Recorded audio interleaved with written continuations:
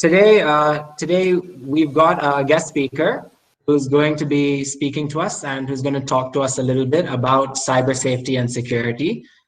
He's a computer programmer and he works with Red Hat, which is the software company. And I'll let him tell you a little bit about what he does, and he'll talk to us about cyber safety. So, Vibhav Bobre, you can turn your camera on.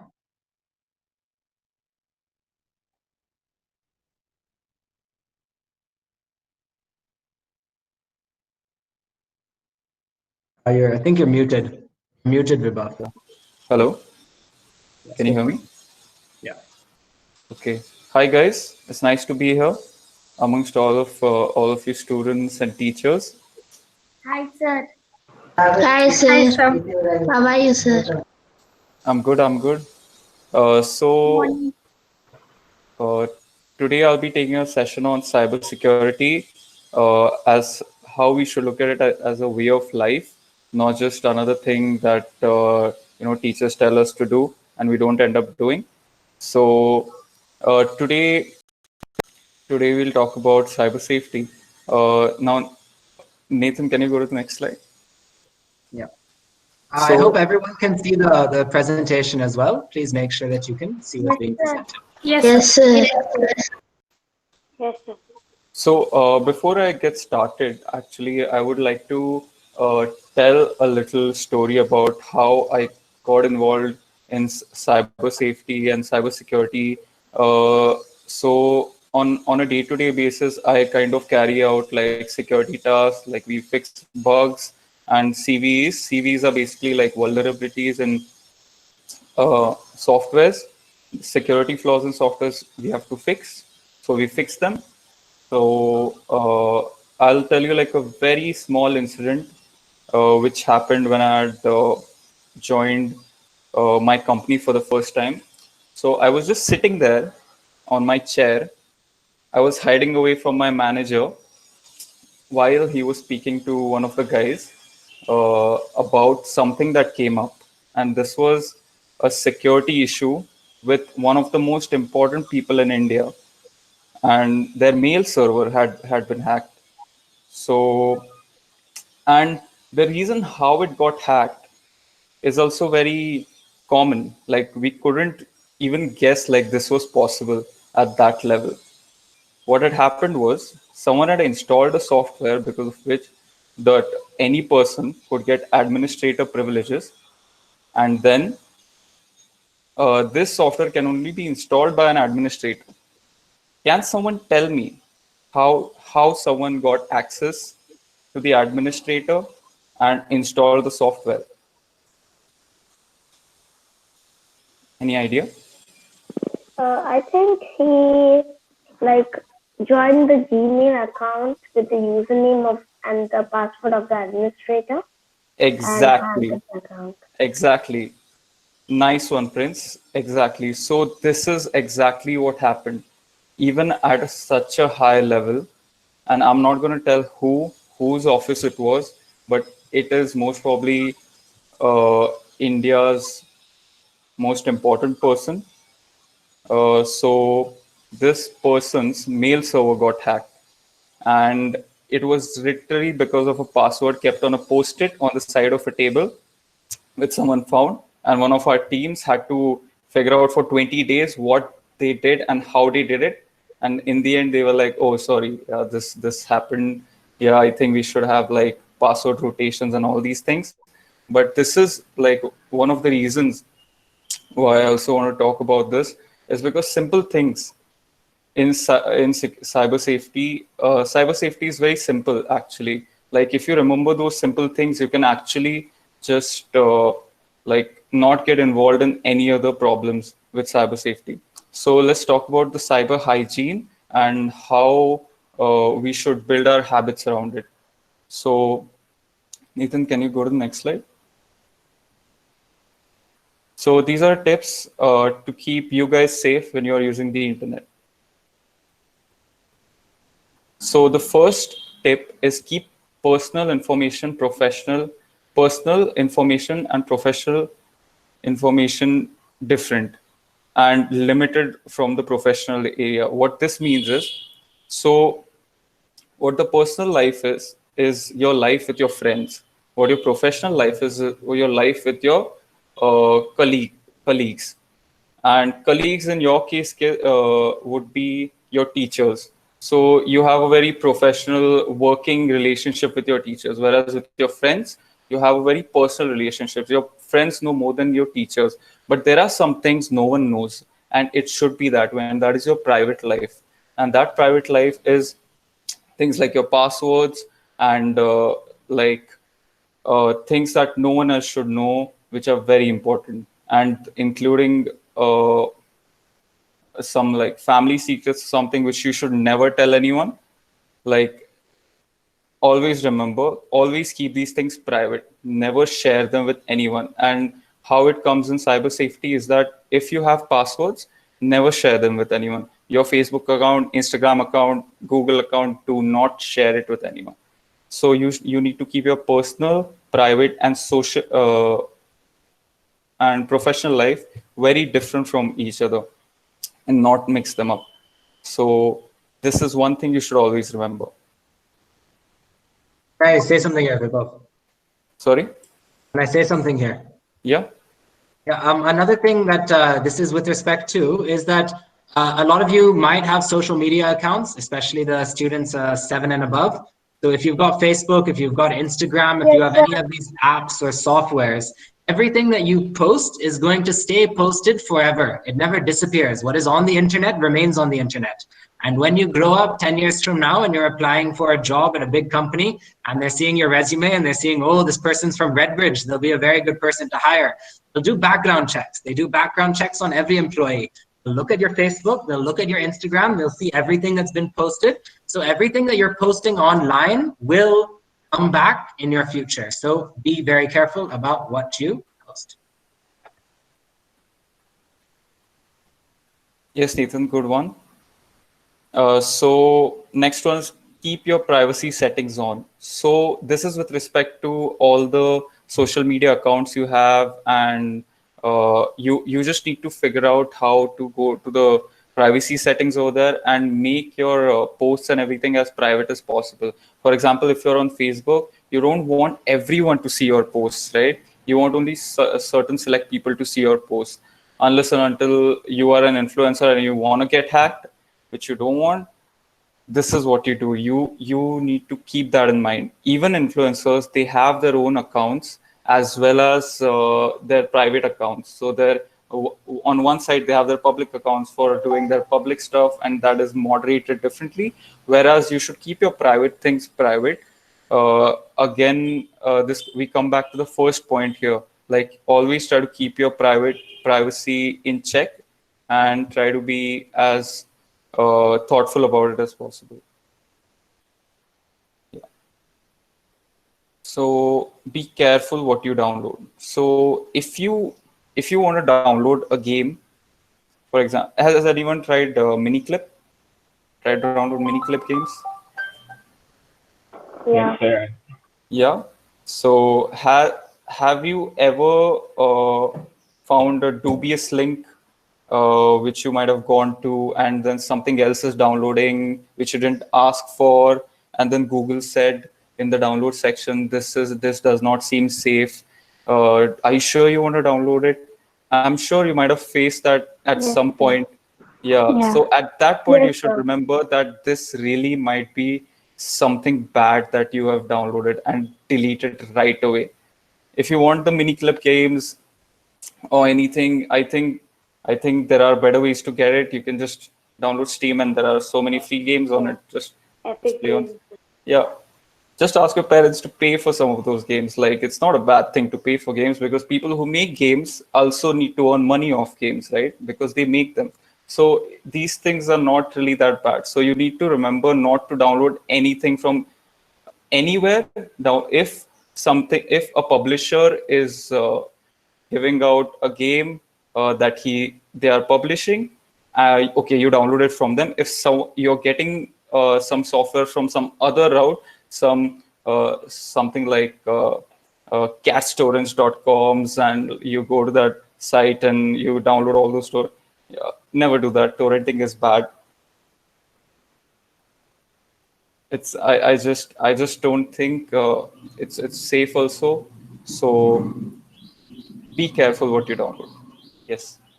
Can we go to the next slide? Just to add on to this, Yeah. there's a type of a lot of the time they'll put viruses in these. So you'll download a little executive file .exe, and you think when you run it you'll get the game, but actually it'll install a virus or put something bad on your computer. Prince, Vibhav, if we can just let one of the students say something. Prince, could you tell us what you were going to say? Yes, sir. Like actually, when I wanted to download some editing software, they wanted to hack some accounts, then download them. And that time it comes like you need to delete it immediately. Yeah, that happens when the binary. So, okay, I won't go into technical details, but what happens is basically when you download the Google download section, it figures out, okay, this is coming from a source that is not good. There are things like packages are signed, like someone. So if I'm a doctor, if I'm a good doctor, I will sign whatever receipt I'm giving to my patient, so that the medical guy knows, okay, this is a good doctor. The medicines he has got from him makes sense. But if I'm not a real doctor, okay, and still I sign it, and the receipt goes to the medical guy, he's going to see, okay, this guy isn't a doctor, he was a shoemaker yesterday, so I'm not going to give you any medicines. So that is what Google does, that is what Google Chrome does for you. It checks if the package is signed, if it is real. So that's how packages are checked, if they make sense, if they can be used. So yes, does that answer your question, Prince? One more thing. Yeah. Nitish wanted to add something. Yes, so whenever I download anything that's torrented, I usually download it into a virtual machine. I generally don't like torrenting things, but if I really need something, I use a virtual. I think that's a great idea. But then torrenting itself is bad. So, and I wouldn't support it. But what you said there is like a very good idea. I myself haven't tried it, because there was a time when I installed something from a torrent. It was Mafia 2, a game or something, and I installed it. And next thing I know, there's a Trojan on my laptop.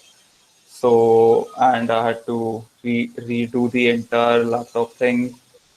And it wasn't a great experience, but Can I? from that time I haven't touched torrent. But that's a good idea, Nitish. Just to add one thing here, Vibhav, you stated like you downloaded that, you opened it, and then you got a Trojan. Have any students heard of this before? Trojan virus? Yes, sir, I have. It Yeah, tricks your computer, makes you think it's good. Yeah. Can you elaborate on that a little bit? Yeah, sir. So there's this story, no, sir, about the Trojan horse, like how it tricks those people into believing it's a gift, but actually it was full of attackers. So it's something like that in the computer. They'll download it as an app, thinking like it's a game which I can play. But only once they open it, they'll realize that something's wrong with it, and they won't even know it at the beginning. Correct. It's like from that time in Troy when the Myrmidons and those guys, they entered Troy, and the people from Troy thought it was a gift from the gods, the Poseidon.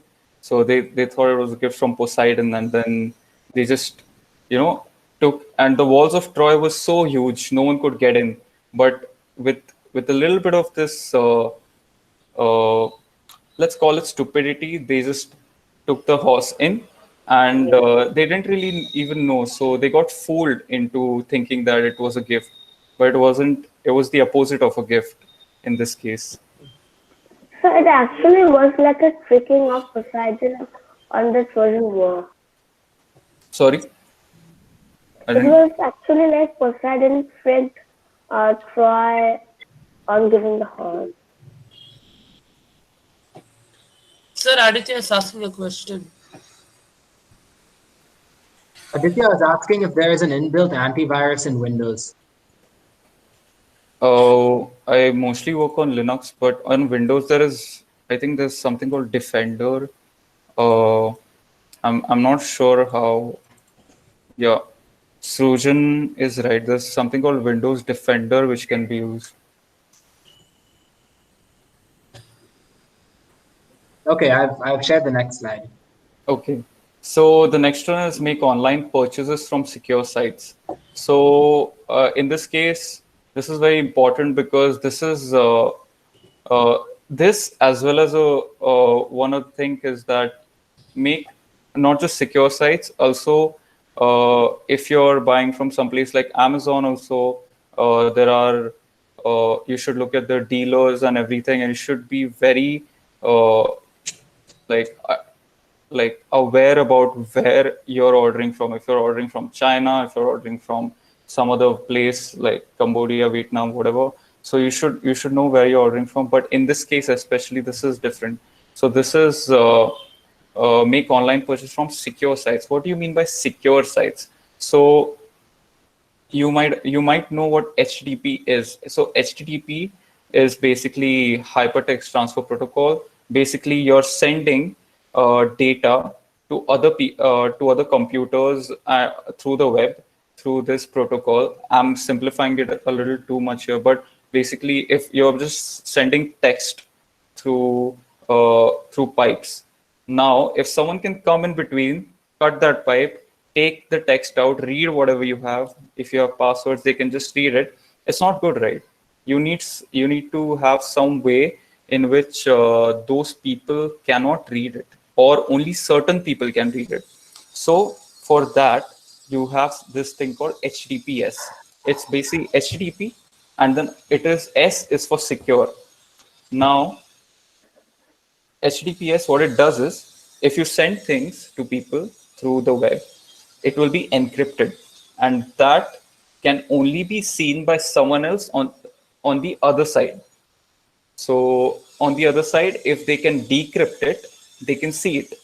And the way this thing works is a little complicated, but this is basically it. And that's why you should always see if the site has HTTPS enabled. You will see like a padlock like this on the corner. Like if you see the Google Meet right now, you see the padlock. That means this site is secure. This site is secure for you guys to talk over and do things over and do all these things. But it basically means secure. So always look for this whenever you're doing any transactions or doing any important things, even work-related things. If in the future, if you're interning somewhere or doing anything, and if the employer's main website does not have this, you should always ask them to make it more secure and take it up to the security team. So yeah, but always remember that whenever you're buying anything, you should always look at the padlock sign that is there. Welcome. Yes, sir. Good morning, Vikas, sir. Morning, sir.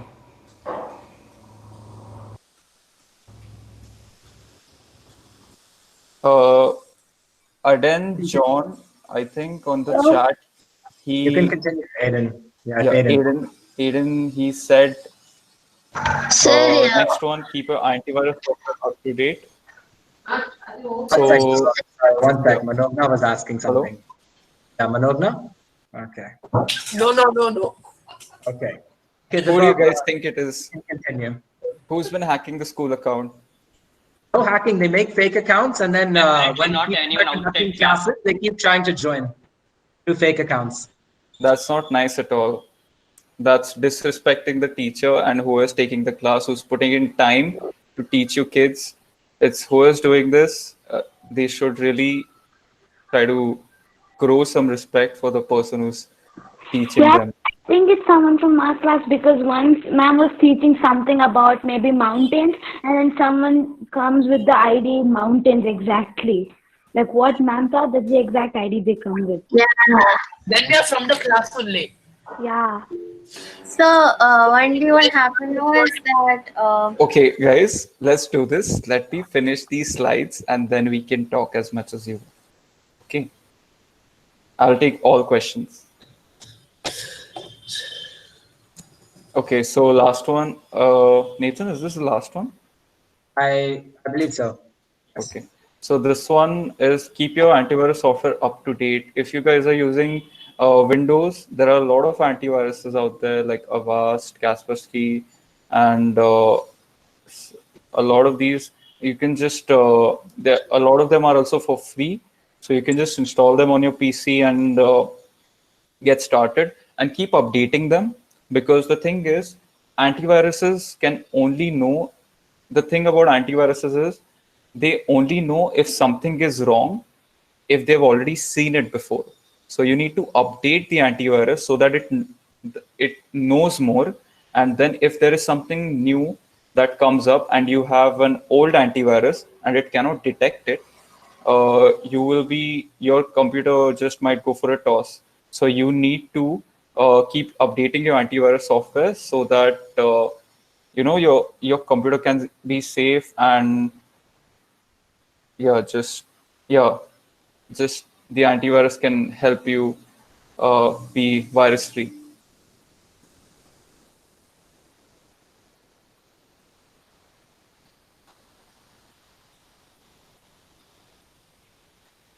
That's it. We've come to the end. Okay. So, yeah, we can open for a 5-minute question and answer session. So anyone who would like to ask any questions can ask. Yes, sir. I have a question was instead Okay, before we continue, especially the 10th ICSE students. Okay, stop with the chatting for the time being, at least. Earlier, the questions seemed to be related to the topic at hand. Now it's gone very off. So, No, sir, but actually there were bugs. Okay, in our first term exam, we had got so many bugs in the form. Many people's form either got reset or didn't get submitted, and for many people, it actually created real problems. There's no hacker or anything. Aid in server error. and you're saying that a Russian hacker called Taras Kulakov was responsible for the Yeah, bro, for hacking. No, I think this is a very wrong guess. No, So I sir. have a doubt. Yeah, so I also had a question. So instead of using antivirus, because it uses up RAM in your computer. Sorry, can you repeat? Sorry, Naresh, can you repeat? So So what I have a doubt, sir. do is instead of using One by one. Also, I was asking No, okay. to bookmark our. Okay, sorry, Prince, I've muted you. Just Nitish first. Yeah. Yes. Okay, so what I wanted to say was instead of using an antivirus software, can I use something like Glasswire to monitor my network? Because antivirus software use your CPU and your RAM, and I don't have much RAM on my computer. Sorry, you want to do what? You want to use a network monitoring software like Glasswire. Yeah, but that's a different thing, no? Like, okay, so I was a network engineer before, and I used to do like TCP dump analysis and look at stack traces and then figure out what's wrong. But the thing is, these things you only need to do if for a fact you know that something wrong is coming through the network and someone is doing a DDoS attack on you. So in that case, I don't think you need, if you want to have fun with it and just try it out and monitor it for fun, that's fine. But having an antivirus is more crucial. If you have an issue with the amount of RAM and everything it takes, just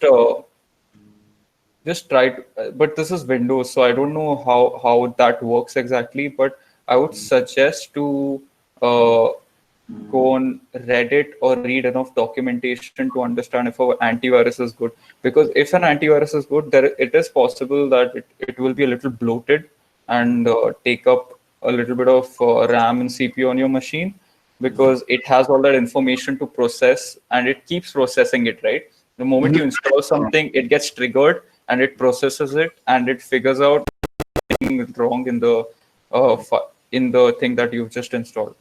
So yeah, it doesn't really matter with day-to-day usage, but especially when I'm gaming or something, my computer only has 8 gigs of RAM, so it gets filled up very fast. okay. Only 8 gigs. Only. That's not enough, Eden. That's It's Aditya. I am 8 GB is only for you. 8 Tell GB us sounds like a lot of 2 RAM. GB phones. okay, I am guys. here using 4 GB Can- and I'm running excuse me, 5 sir? applications. Guys, can we? Okay. Can Okay, I we do think like real Chris questions? wanted to ask something. I had a Can I ask? doubt about a question. Yes, So can Prince. I ask? So like sometimes we bookmark tabs, right? So like, can we is it good to bookmark passwords?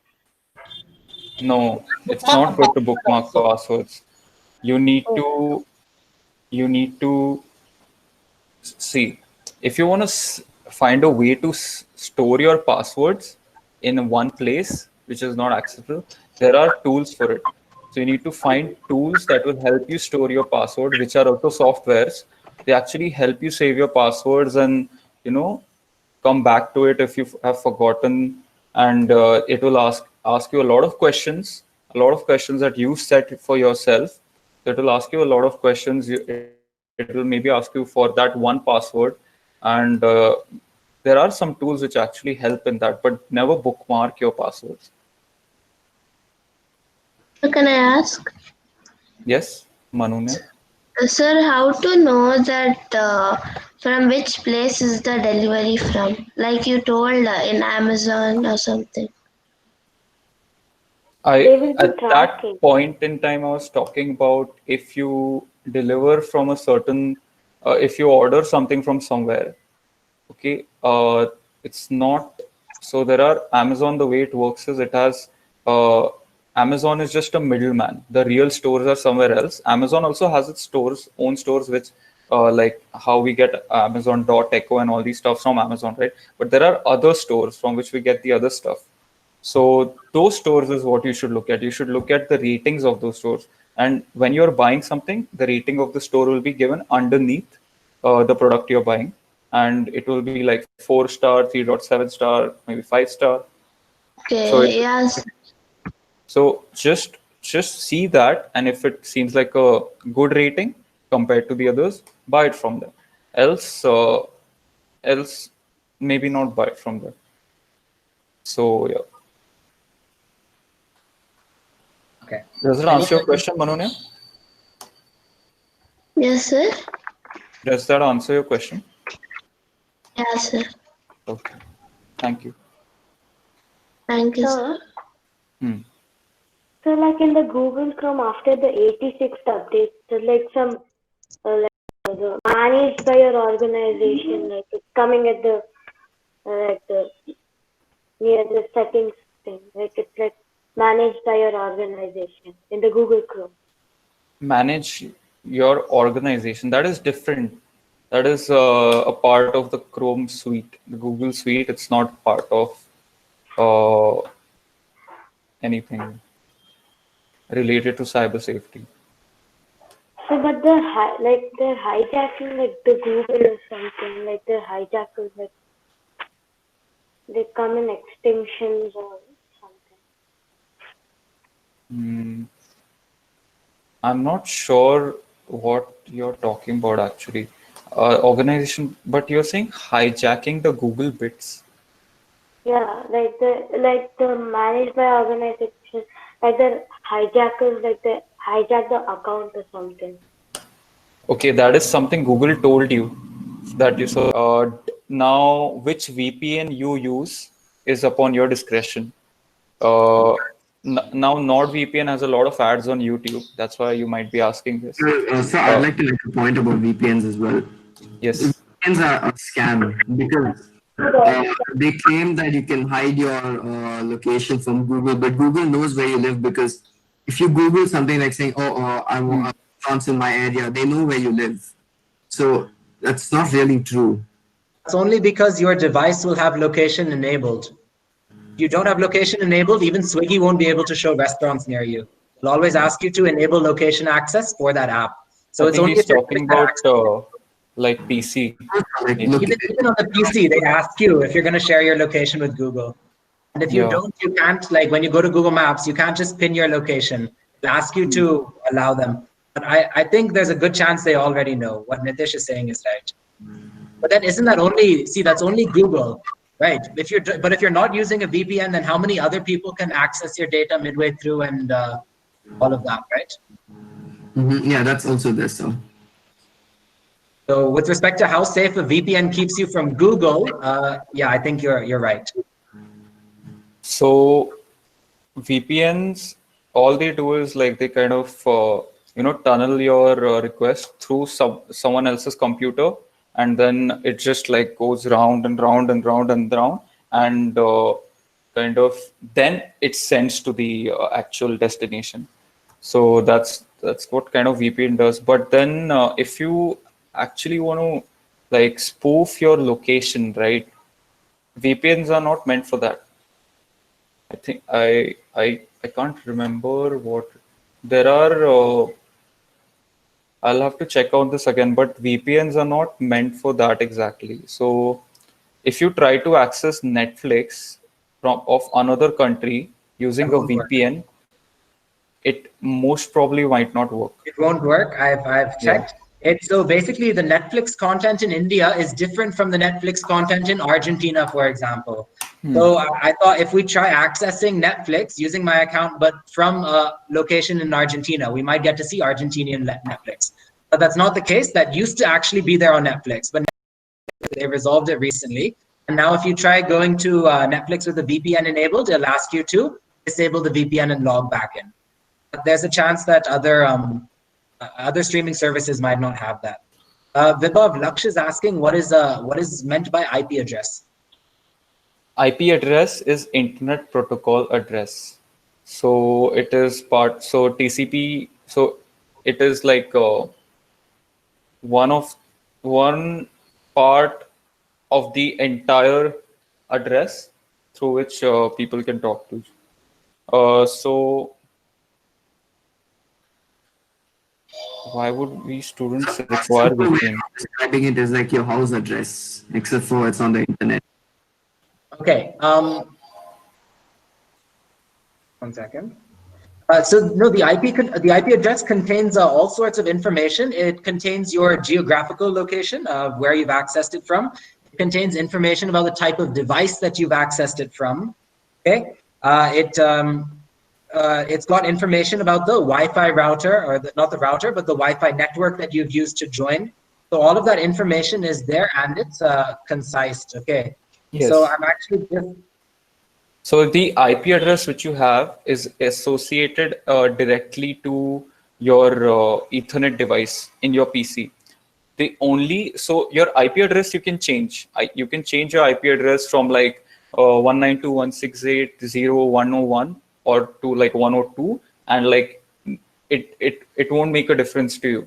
But the thing is, what actually matters is your device. It has something called MAC address. Your laptop has an Ethernet card and it has something called MAC address. That MAC address never changes.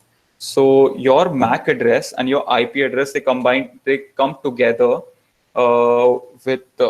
they come together in a way in packets. So in packets, your IP address and your MAC will be there when you're like sending, and there is a reason why these are there, right? That these are part of networks, and things need to talk to each other.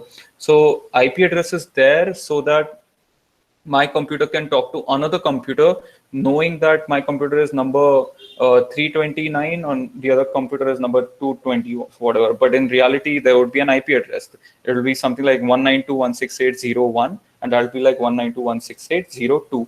And this is how they talk to each other. That's why the IP address is there.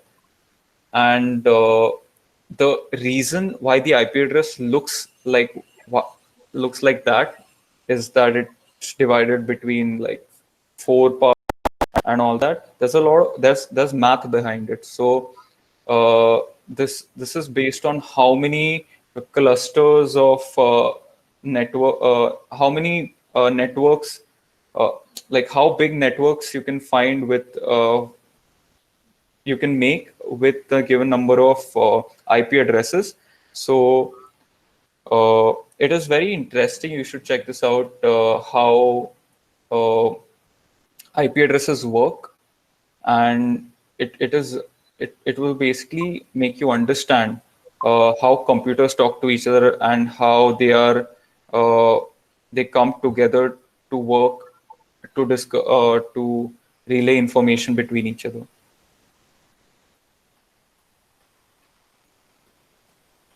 Serial number? What do you mean? Oh yeah, I think Srujan K. Murthy has a really valid question. What about incognito mode? Is it safe? What circumstance can you use it? So, incognito mode you should use whenever you're. So one thing I'll just like to put out one thing there. When you're using incognito, only the thing that is not happening is your history isn't being stored, your bookmarks aren't being stored at that point in time, and your cookies.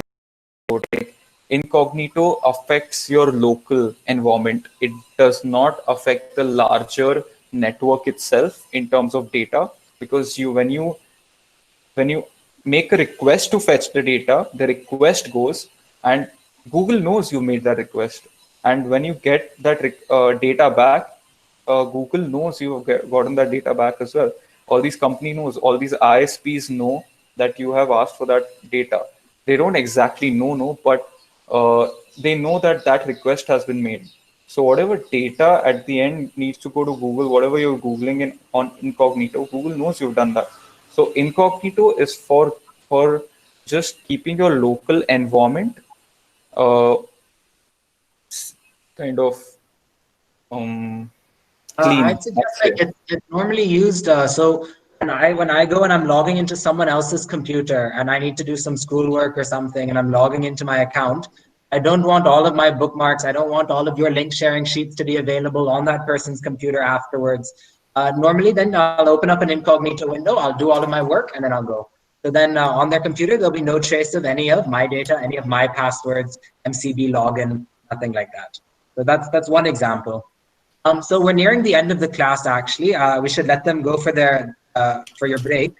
So last, we've got a video Vibhav and I have prepared in collaboration, and it's called the Cyber Safety Song. So I'd like everyone just please mute yourself. Thank you.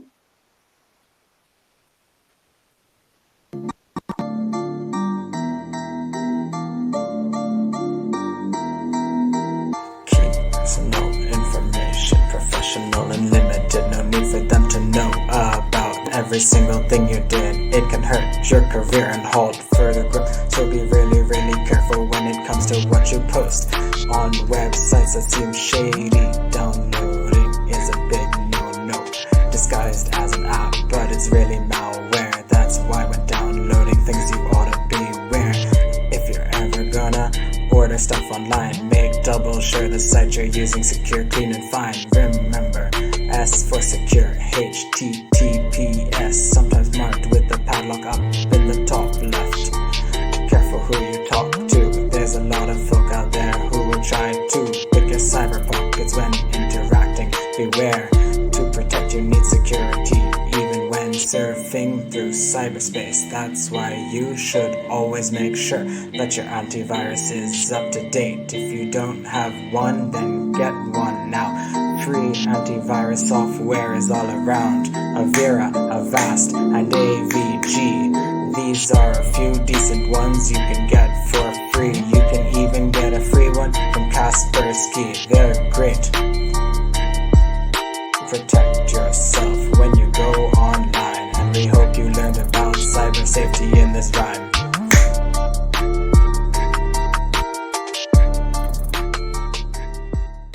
So I was like, some people can also hack us by seeing our pictures. So By seeing your picture, as in? Like they take the picture, they search our Gmail account, then they can hack it some way. This will be very intense kind of hacking, but yeah, I don't know. The closest thing I can think of is remote code execution, but I don't think you mean you're trying to say that. I don't know. I don't think so. I think I what he don't think. means is this just just a suggestion. Yes, You might be talking about people taking the photos and misusing them. So there might be like a hair salon parlor or something, and they'll print your photo. And I mean, like you're talking about people taking your photos and using them somewhere without your permission. Is that what you're thinking of, Prince? Yeah. Yeah, okay, so that wouldn't really be called hacking, and that's why it's important to make sure that you're responsible about online. Anything you post online can be accessed later, so think carefully about what you post. And yes, there have been a lot of instances where people's accounts have been duplicated, and someone else would be running that account, and people would have to report for that account to be gone. So yeah, it is possible that this kind of stuff can happen. It's called this has a criminal terminology. Identity theft. Identity theft. Yeah, identity theft. So it's a crime to do that. Yeah. Okay then. Moksha says, just a sec. Moksha says, if we have an Instagram account and we forgot the password of our current account, is there any other way we can log into the account? Yes, Moksha, there's a button underneath that says forgot your password. And if you click on that, it will send the password either to your email or to your phone number. It's got multiple options, and you can choose one of these and you can get it. Yeah. So like if you also forget the password, a two-way verification code to get the password again. Yes. Yeah. Yes. So regarding the Instagram account, like you can also log in through other accounts if you have like Facebook or like Google connected to it. I think you should be able to. I'm not sure if Google works, but Facebook works for sure. So like, why do like the Google is cookies, or like what are cookies? Good question. Cookies are like these small packets of data which need to be kept in your web browser, so that next time you're loading a web page or something, yeah, you basically get that data earlier.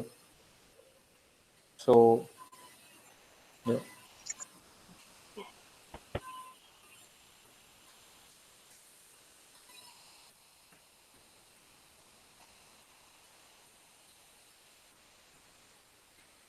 Any other questions?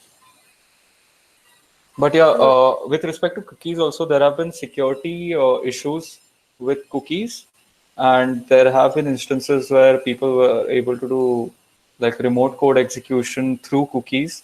Like they put a bunch of CSS in the cookie, and the cookie somehow is now running JavaScript on that person's web browser, and he doesn't even know how it's happening.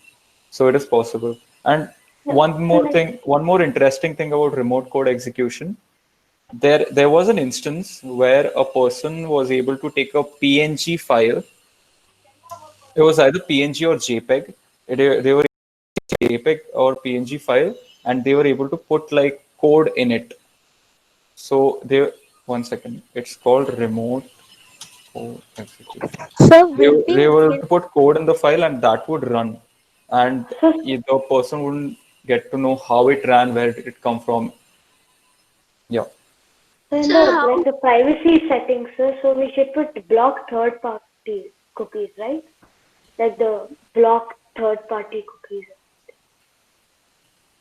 Yeah, you should ideally block third-party cookies. I don't.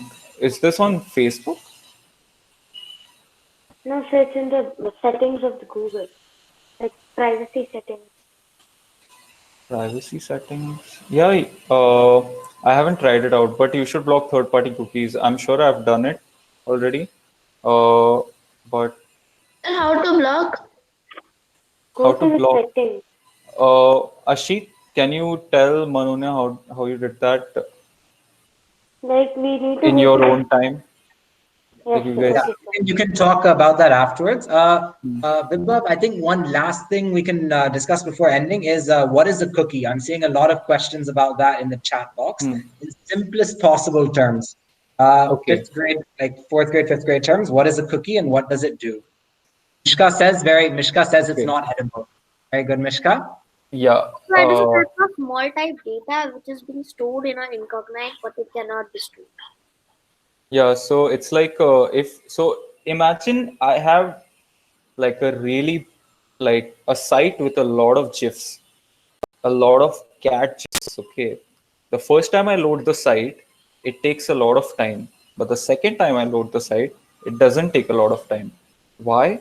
Because most probably that site got some cookies stored on your system. Now they can be good or bad. We have discussed this like in my office quite a bit. Should we store this as a cookie or should we just put this somewhere else? The thing is, cookies are meant for like stateful. If so, the thing is, there are two kinds of websites. There is a website and then there is a web app. A web app is where you can play a game. A website is just basic HTML. A web app will most probably be storing some stuff like this, like cookies and all, to make your site faster. So this is basically like what cookie is. But you guys could just check the Wikipedia on it or like watch a few YouTube videos. There are some really cool videos on this. I can send Nathan and he will forward it to you regarding cookies if you guys are interested. Okay, sir. Yeah. Okay, then I think that's it for today. I understand that you have a lot of questions about this, but time is up and you've got your next class. So at least now you can have a 10-15 minute break and you can join. So thank you all for coming. Thank you, Aditya and Moksha, but sorry, no, this is a one-time class for cyber safety. But we can ask them to come again. Yes, Nandini? After 5 to 10 minutes, should we rejoin to the same link? No. The session is done for today. After this, from 11:45, you have regular classes. Okay, sir. Okay. Thank you all for attending. Will we have every class? Thank you. Bye, sir. Thank you, sir. Bye, sir. Thank you, everyone. Thank you for having me, guys. It was very nice. Thank you, everyone. Bye. Thank you. Thank you, sir. Thank you, sir. Bye, sir. Bye, sir. Thank you, sir. Bye, sir. Idiotic, sir. Thank you, sir. Bye. Who said that? I heard something. Yes, sir. Good evening. Sir, not cyber safety. Maybe any this all the safety classes we'll have for the safety week. What are you eating, guys? This was for safety week we had a doctor come and he spoke to parents and students, but that was only grades 1 to 5. So for you, since you're grade 10, this will be the only safety week session you have. Yes. Wow. Sir, someone. First class over.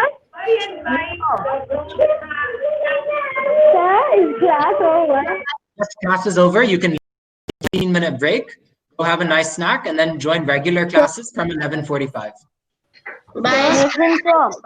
Bye. Yes.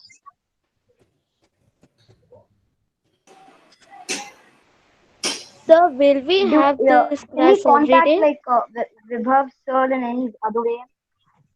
Nathan, sir.